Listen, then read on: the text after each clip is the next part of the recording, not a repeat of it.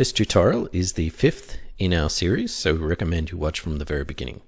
It's also the final preparation tutorial before buying Bitcoin and other cryptos at an exchange.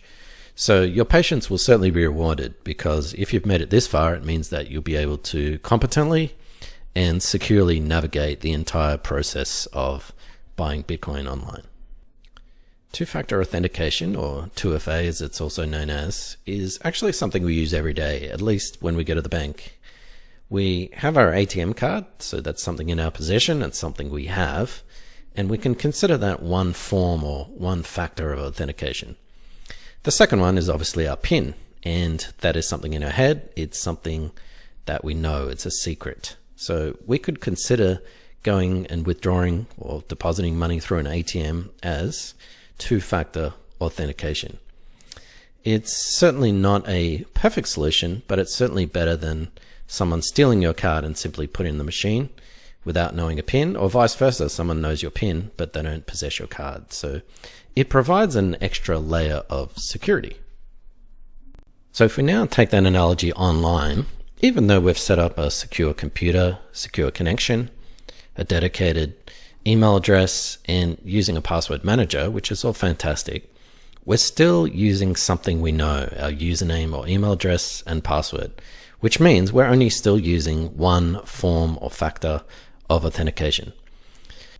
So in our demo today, we'll set up our second factor of authentication, something you have, and there are plenty of options available, but the most practical and logical one is to use your mobile phone. So we will set up what is called an Authenticator app, which is available for both iOS and Android, called Google Authenticator.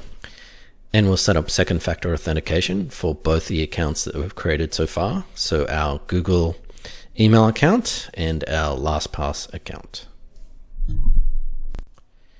A couple of things you may be wondering just before we get stuck into the demo.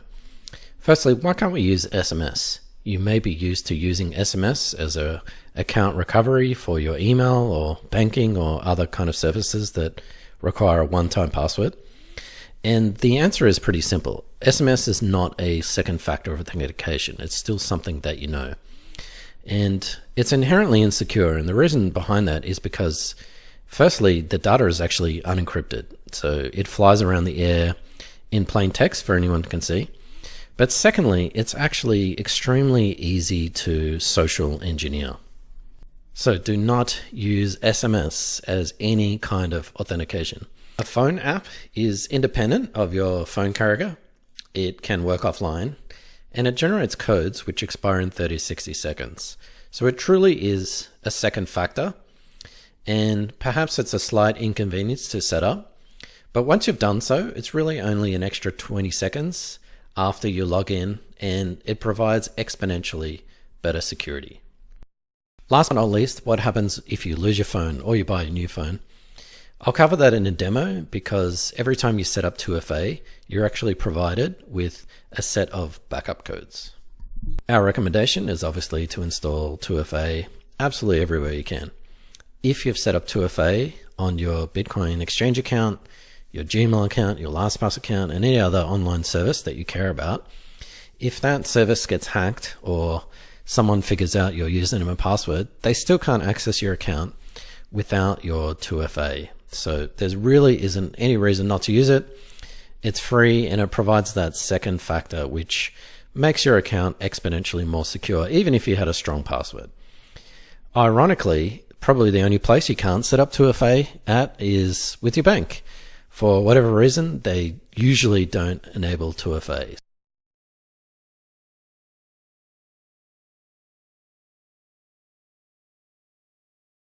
Finally, it's time to install and configure Google Authenticator.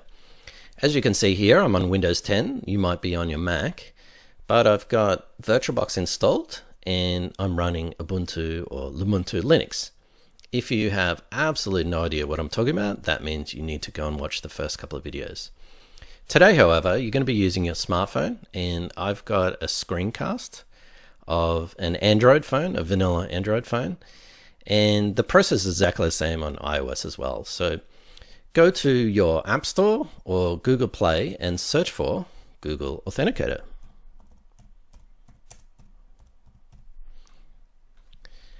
Double check that it's actually Google, which it is, and install it.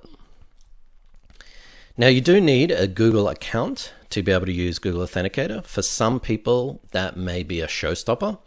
So you can look at some alternatives like Authy, but I haven't come across a site that offers 2FA that doesn't offer Google Authenticator. So it's the most popular, and it's also the authenticator that's been around for the longest. So this is what I would recommend. However, for the privacy conscious or those who don't want to use a Google account, have a look at Authy, or you may even want to have a look at some of the hardware options available that I also use.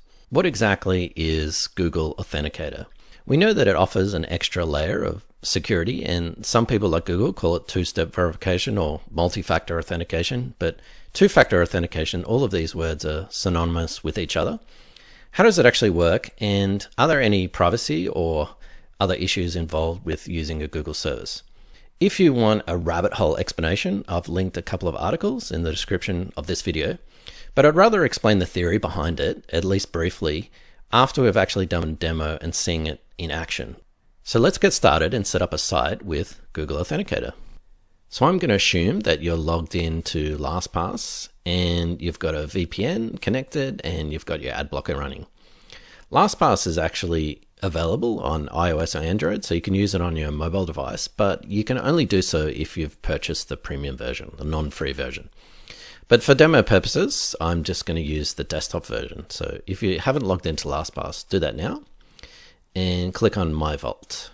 Now we recommend installing 2FA and Google Authenticator wherever you can. So whether that's LastPass that we're going to do now, go ahead and later install that on other sites that you care about. So for example, your Gmail account, your Bitcoin exchange, or any other accounts that you want that extra layer of security for. So this is just going to be setting up 2FA with LastPass. So click on Account Settings and select Multi-Factor Options. And again, people call that two-step verification or 2FA. It's the same thing. Now, as you can see, there are a lot of options here, and there's even a couple of hardware options that I mentioned before. But we're obviously going to use Google Authenticator. Click on Edit. So now we're presented with a screen like this. We want to enable it, yes. And before we go ahead and actually set it up on our phone, we want to save the private key. And a private key is our secret or our backup code, just in case we lose our phone or we need to restore it. And we definitely want to save that. So click on View, enter your master password again. And you'll get something like this. Copy that. For the time being, just paste it in a temporary location. So on Ubuntu, let's just go to Featherpad and paste that. And let's just give it a name.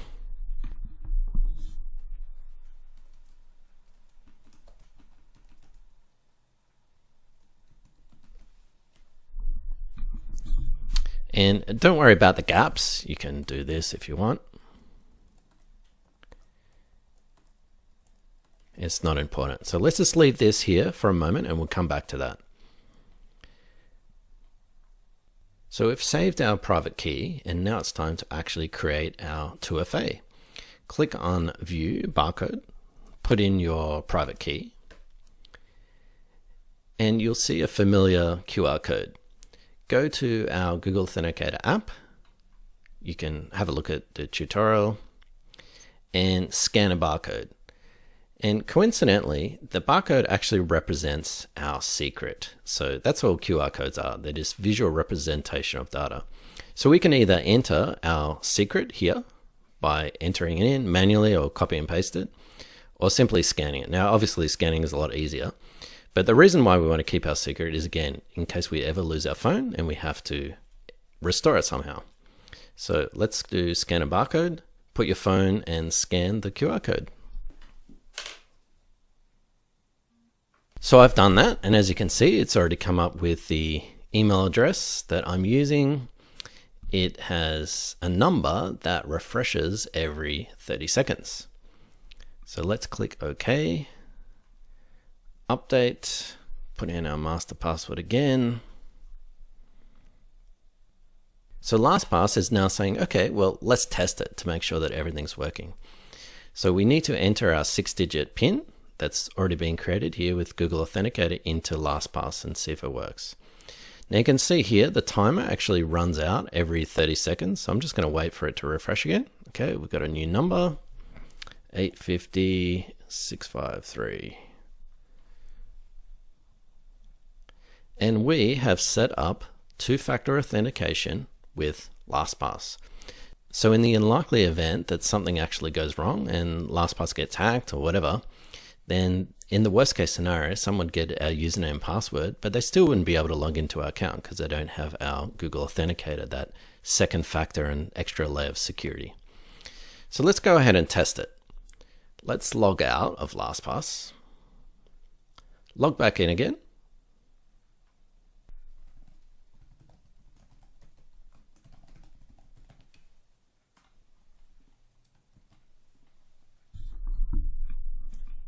And now when we log in, we've got this extra step, which you wouldn't have had before. So this is obviously prompting us to put in our Google Authenticator 6-digit PIN. You can trust the computer for 30 days. So if you're on a desktop and it's fairly unlikely that someone's going to break into your house and hack your computer, then you can select this and give it a name so that you can sort of remember what it is. I'm not going to do that because I'm on a laptop and I travel a lot. So sometimes I use different machines. So if you're unsure, leave this unchecked. So as we can see, again, the time is almost about to run out. So I'm just going to wait. Okay, and now I've got to refresh. 7.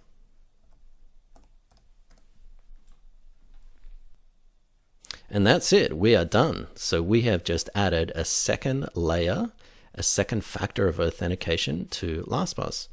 Once again, we suggest you do that for all the important sites, your email, your Bitcoin exchange, or any financial institution, or basically anything you need extra layer of security for. So congrats, you have set up 2FA using Google Authenticator.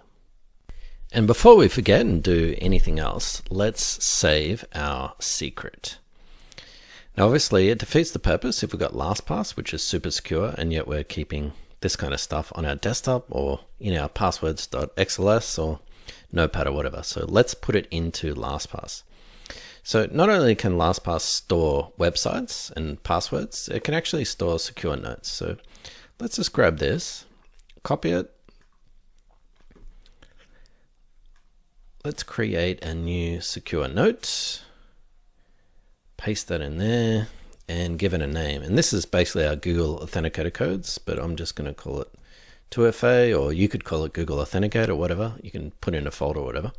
But basically, you're going to do this for every single website. So you may have other sites as well. So you might have your Google Mail. You're going to have your secret key in here. You're going to have your Bitcoin exchange. Going to have that in there. And you're going to have your other sites as well.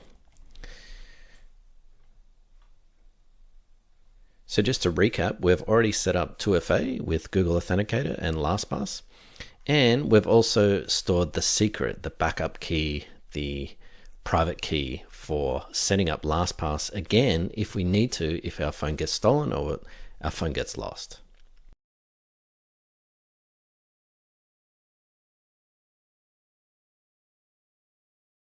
Before we end this video, I wanted to go through a couple of scenarios and common mistakes and explain how you can avoid them.